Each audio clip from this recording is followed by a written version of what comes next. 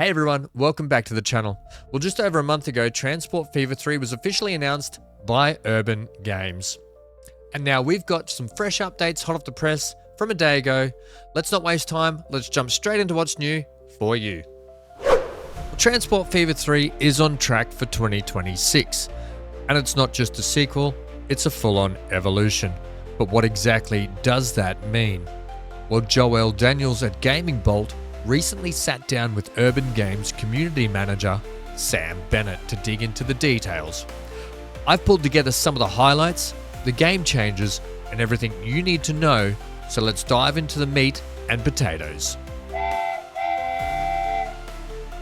Environments in Transport Fever 3 aren't just eye candy. They're your new logistical battlegrounds, with 4 distinct biomes: temperate, desert, tropical, and the all-new subarctic. Each brings unique terrain, climate, and strategy challenges.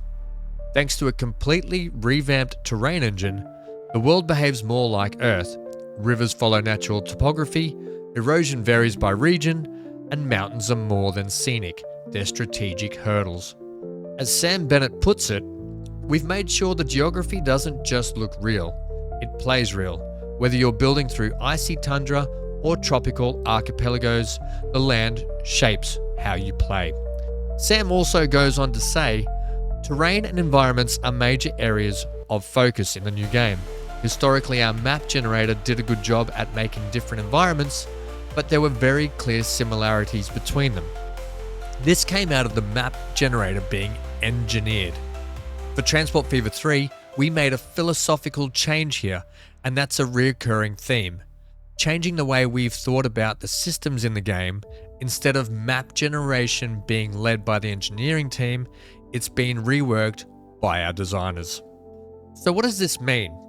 Well, as an example, temperate environments realistically transition from mountain ranges taller than they've previously had, down towards open fields and forests as they get closer to sea level, with rivers and lakes following the rule of topographical reality. The upshot is that each environment plays very differently. Navigating lowland swamps is a very different challenge to running a riverside passenger line, which is very different to hauling massive freight trains over the top of a canyon. Furthermore, they go on to say, the way in which each environment is seeded alters the mix of sub-biomes in a natural way, making the result less predictable. So they're basically telling us that all of this really adds to the range of gameplay challenges that we're going to experience as the player. I'll gloss over this bit a little bit because we do know about it, but Transport Fever 3 does bring in helicopters, cargo trams, and offshore industries, and the long-awaited day-night cycle. With over 250 vehicles across land, sea, and air, you're no longer just connecting cities, you're running an empire of movement. Something to note here with the vehicles though is maintenance and mechanics, and performance matters. Maintenance in Transport Fever 3 isn't just about cost anymore, it's about performance. In previous games, maintenance mostly affected your budget and how worn out your vehicles looked. But now, neglecting upkeep comes with real consequences.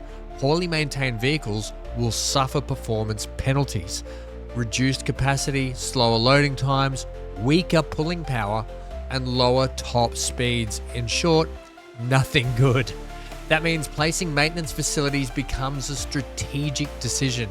They're not cheap, and on more complex maps, it's your logistics, not the landscape, that makes maintenance tricky.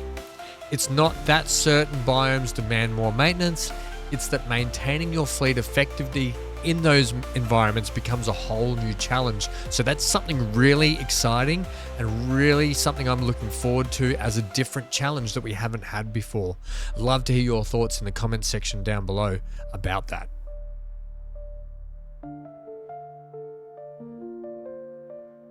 They go on to say, cities are no longer static zones. They breathe, grow, and react. Agent-based citizens live their lives in full simulation, commuting, consuming, and responding to transport you provided or fail to. They break it down to further go on and say that people will look to make their own transport moves if you cannot provide it for them or they will look to move certain places if they can't get a certain product where they are, which is actually really intriguing, and I'm kind of keen to see how that's going to play out. As we know, we've had agent-based citizens previously, but they're expanding on the AI to work a little bit better and a little bit more realistic. This isn't just a logistics puzzle anymore, it's a high-stakes tycoon challenge. With expanded mechanics, you'll juggle profits, growth, reputation, and political trust. Every route, every depot, every decision counts now. This one is very intriguing.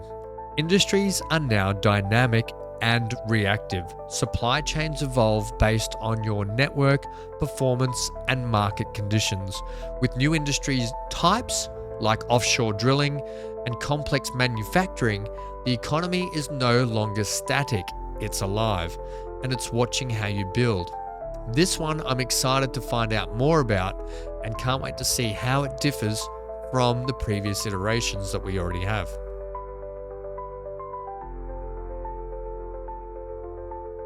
Track construction in Transport Fever 3 has seen a huge upgrade. Let's break it down. Precision elevation control. Manually adjusting elevation before placing tracks lays smoother, more efficient lines with total topographic control. Smoother curves and junctions.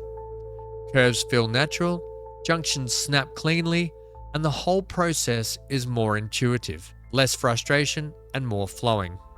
Terrain adaptive tools will give us visual guides that now show gradient, cost, and impact in real time, perfect for planning efficient freight corridors or scenic rail tours. The more refined our routes, the steeper the price, but now we can truly build the lines of our dreams, if our budget allows it. So I'm really hoping that they add a lot more to what we have. As we've seen in the previous updates for Transport Fever 2, you can see them start to work on these systems, and I hope we get more control and more tools, a bit like City Skylines 2 does with their roads and rails and all that sort of stuff. So this will be an interesting one to see how it plays out. You can wishlist Transport Fever 3 now on your preferred platform.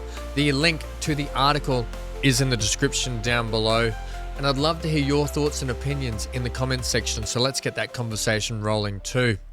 Thanks for watching today, everyone, and spending some time here, and as always, keep your schedules tight and your signals green. Stay glued to your screen and get out of here.